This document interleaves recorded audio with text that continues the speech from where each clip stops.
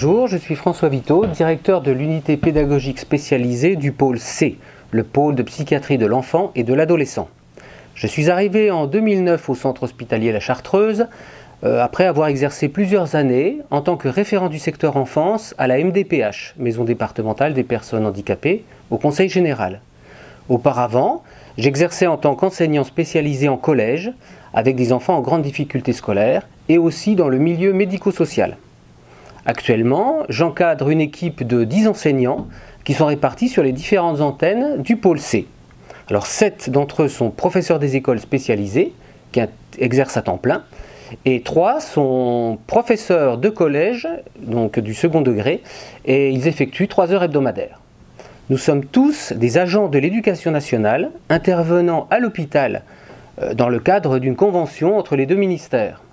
À ce titre, nous sommes dans une situation un peu particulière, c'est-à-dire sous double tutelle, sous autorité hiérarchique en la personne de l'inspectrice d'académie et sous tutelle fonctionnelle en la personne du directeur de l'hôpital, M. Madel-Puech, et du médecin-chef de pôle, le Dr Bess.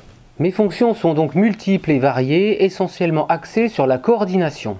Alors tout d'abord, en premier, avec mon équipe d'enseignants, bien sûr, lors des réunions pédagogiques que j'organise et anime. Ensuite, coordination avec les partenaires de l'hôpital, des structures hospitalières. Alors les médecins pédopsychiatres, les cadres de santé, les secrétaires médicales, assistantes sociales et tous les autres professionnels des structures. Et puis, troisièmement, une coordination avec les partenaires extérieurs à l'hôpital, que ce soit les proviseurs, les principaux, les CPE, les enseignants des classes ordinaires qui accueillent nos jeunes. Et cela va de la maternelle jusqu'au lycée.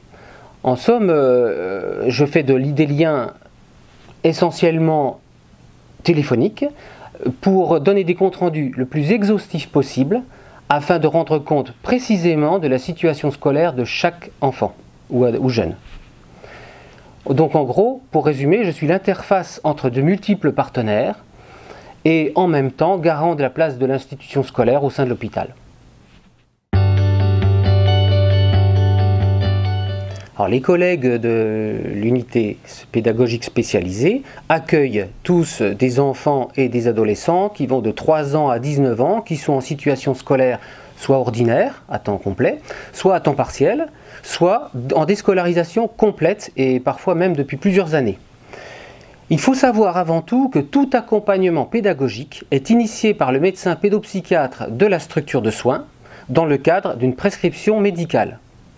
Ensuite, chaque jeune qui est élève patient va bénéficier d'un projet pédagogique personnalisé et le travail qui lui sera demandé sera adapté en fonction de ses besoins, de ses capacités et de ses compétences.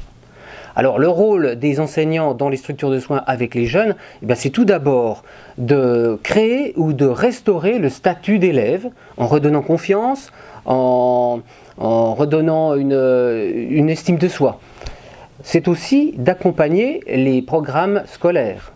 C'est également d'apporter une aide méthodologique et organisationnelle. Et enfin, c'est de réaliser des bilans pédagogiques à la demande des médecins pédopsychiatres. Pour mettre tout ça en œuvre, les prises en charge sont individuelles ou en petits groupes. Les enseignants travaillent en équipe avec les personnels soignants. D'ailleurs, nombreux d'entre eux participent à des groupes d'activités thérapeutiques, groupes jardins, sorties culturelles, bibliothèques, etc. En bref, tout support pédagogique qui aide et qui favorise l'évolution positive de l'enfant ou du jeune va être utilisé, que ce soit des jeux, du matériel adapté et ainsi de suite. Mais le travail des enseignants, c'est aussi un gros travail de partenariat et de lien. Déjà, ils participent aux réunions dans les établissements scolaires. Ensuite, ils développent les liens avec les enseignants des écoles et des établissements qui accueillent les jeunes. Et ce travail est très important puisqu'il permet d'améliorer et de faciliter la scolarité du jeune dans le milieu ordinaire.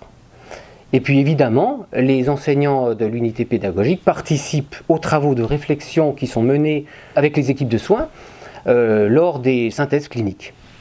Donc en fait, en conclusion, on peut dire que l'essentiel du travail des enseignants, et de moi-même d'ailleurs, c'est d'accompagner le jeune pour qu'il vive le mieux possible sa scolarité dans le milieu ordinaire ou à renouer avec celle-ci.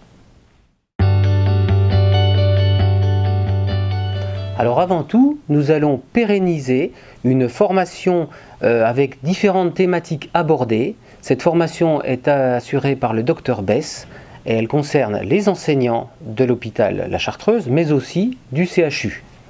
Nous allons poursuivre ce qui a été engagé depuis 2 années, à savoir aller à la rencontre des différents professionnels des structures de soins pour mieux connaître leur mission et pour mieux articuler notre travail d'accompagnement avec les jeunes que nous avons en commun. Enfin, nous allons redéfinir l'année prochaine le projet global de l'unité pédagogique spécialisée en tenant compte de l'évolution des problématiques des jeunes que nous pouvons observer et bien entendu en fonction des nouveaux programmes institués par l'Éducation nationale.